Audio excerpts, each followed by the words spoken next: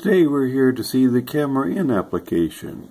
We're going to be using the GR Peach board, the GR audio camera shield, and we'll not be using the standard camera. We'll be using a different camera this time, and you'll see how this all goes together. One of the interesting things about the GR Peach, and particularly the RZA1H, is that it has 10 megabytes of RAM. So no external DDR2, 3, or 4 or SDR RAM is needed if you're going to be using this device. And your application can fit inside the 10 megabyte space. So you'll have a lower bill of materials cost. You also have the capability of doing what we call execute in place with the 1 megabyte of flash. Also lower power requirements than other CPUs that require external DDR RAM, and higher reliability because you have fewer components and less of the decoupling capacitors, etc. The PMIC, or the power management IC, is simpler and lower cost, and you can also get away with a 2 to 4 layer PC board versus a 6 to 8 layer DDR2 or DDR3 type of PC board. You also get a very high performance gateway to Ethernet or video buffering because of the on-chip RAM. So welcome again to the Camera In app.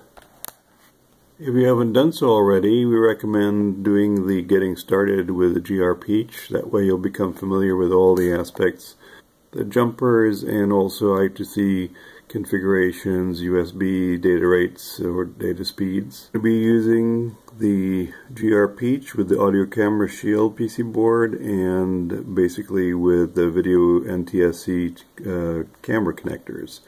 There are some dependencies. There's the GR Peach video, the USB host, and embed.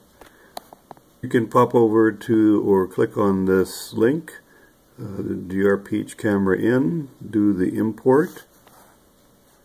Now note, there are some things to set up, so you'll need to take a look at the main.cpp to review and edit as needed for your particular camera prior to compiling, booting, and executing, then starting this app.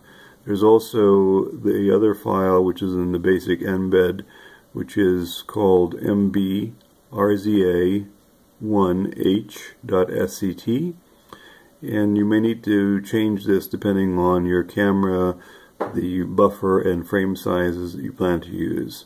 Note, you'll also need to set the USB data rates or speeds based on the Rev C or Rev B PC board that you have for GR Peach. For your particular camera, you'll only need to take a look and possibly edit lines 11 through 21 in the main.cpp.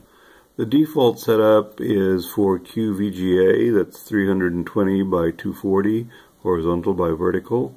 If you are changing that, then you will need to change this in the embed section area, which is the MBYtes.SCT file. So you have to be careful if you are making some edits that you maintain this frame buffer stride size, and it should be a multiple of 32 or 128 in accordance with the frame buffer burst transfer mode.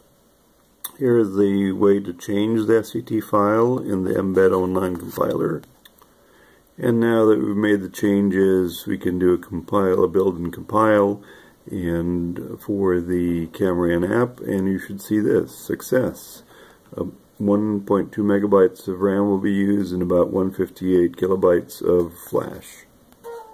Okay, the green light is LEDs are on and it's ready to be downloaded. And the other details are, if you look at the revision history, yours will be different if you have edited or changed the main.cpp or the MBYtes1H.SCT files. Thank you.